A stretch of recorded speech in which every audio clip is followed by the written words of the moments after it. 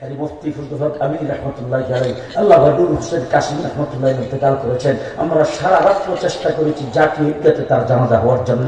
জানাজাকে মসজিদের ভিতরে ঢোকানো হয়েছে, বাইতুল মুকাররম সারা জানাজা আমরা করতে পারি নাই। বাইতুল মুকাররমের ভিতরে ঢুকাইলে তারা মনে করেছিল মসজিদের ভিতরে থাকবে, মুসল্লি যাই হোক মসজিদের ভিতরে নামাজ পড়বে। আর এই দিক থেকে শাপলা চত্বর, ওই দিক থেকে নবাবপুর পর্যন্ত লোকে লোকারণ্য হয়ে গেছে। প্রত্যেকটা মানুষ জানাজায় নামাজ পড়েছে। যারা 40 জন জানাজা দিয়ে একজনের জাহান্নামের আগুন হারাম। চক্রান্তে ডাকিয়ে বলছেন, এই মৌলবীর দল, ইজ্জত কাকে বলে তোরা জানাস না? ইজ্জতের মুজাহেরা জানাজার মাঠে জানাজার মাঠে হবে। পরের দিন ইমাম আহমদ ইবনে হাম্বল ইন্তেকাল করেছেন।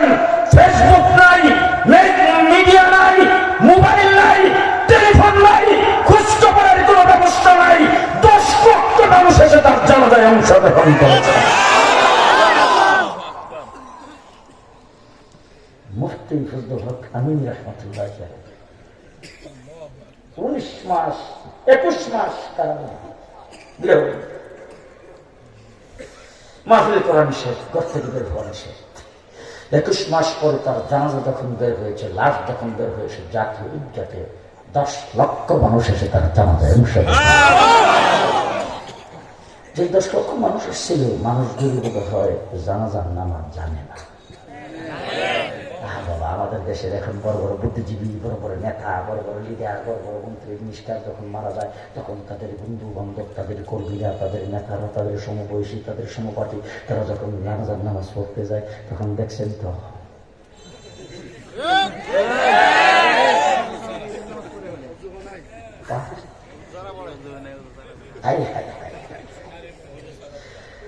কি অবস্থা। কারণ আমাদের দেশের বড় লিডাররা যখন বক্তৃতায় দাঁড়ায় বলে এই যে ঈদুল আজহার জানাজার নামাজ, আমরা এইসব জানি আমাদের এলাকায় নাই।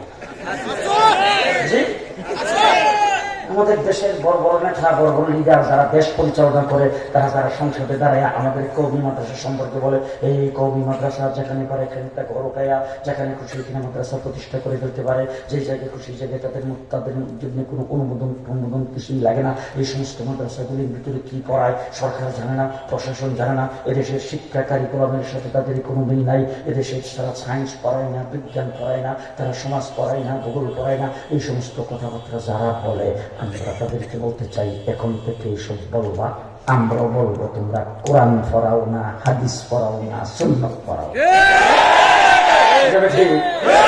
আমাদেরটা তোমরা বললে আমরা তোমাদেরটা বলতে পারবো না।